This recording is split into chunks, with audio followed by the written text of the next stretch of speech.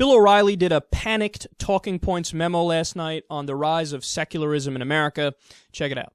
On the religious front, another poll, very provocative. According to a Pew Research study of more than 35,000 American adults, Christianity's on the decline. 2007, 78.4% of Americans described themselves as Christian. Last year, 2014, that number drops to 70.6%. Among the non-Christian faiths, Jewish Americans up slightly, Muslims up half a percentage point to just under 1% of the population. However, the biggest growing segment of religion, those who reject it. Atheists, agnostic, nothing, up 50% to 22.8% of the population now. So what's happening? There's no question that people of faith are being marginalized by a secular media and pernicious entertainment. The rap industry, for example, often glorifies depraved behavior, and that sinks into the minds of some young people, the group that is most likely to reject religion. Also, many movies and TV shows promote non-traditional values.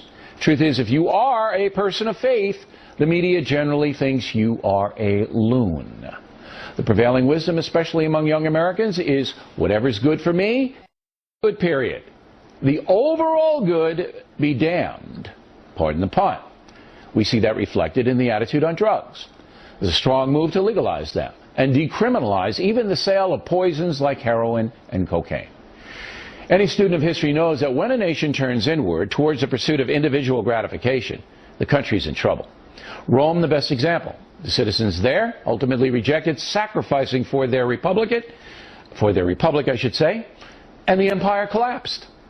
Talking Points believes the same thing is happening in America today, but it can be fixed if the electorate finally wakes up.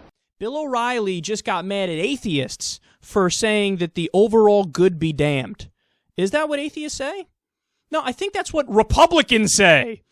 Republicans are the ones who don't care about the overall good. That's why we don't have universal health care and universal education and universal daycare and a higher minimum wage that actually gives a shit about your fellow man. So what he's accusing atheists of being on board with, that's what the Republicans are on board with. That's what you're on board with. The overall good be damned. The overall good be damned. Atheists think the overall good damned. No, that's what you think. That's what Republicans think. When a nation does personal gratification, that's when they're screwed. That's when the downfall happens. Okay, so I take it you're now against capitalism, right, Bill? Because capitalism is based on selfishness. Capitalism is based on private vices yielding personal benefit for the entire economy. If you base a system on greed, people are inherently greedy, and they're going for personal gratification and success, and that helps the overall society. That's the way the argument goes. So, but you're saying when a nation does personal gratification, that's when the downfall happens, that's when they're screwed. So now you're a socialist, right, Bill? Because you don't want to base a system on personal gratification, you care about the greater good, right? So if you care about the greater good, you're a socialist, right? You want universal education and universal health care. You want to stop all these wars and raise the minimum wage and have better labor standards, and you want to be on the side of unions, right? No, of course not. He's just making an argument that he thinks is convenient, but in reality, it's dumb. And to the idea that ancient Rome, blame the atheists for the fall of ancient Rome.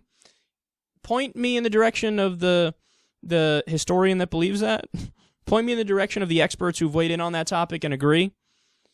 No. That's totally untrue, and he knows that's untrue. And you could tell he's making shit up because he links rap to atheism.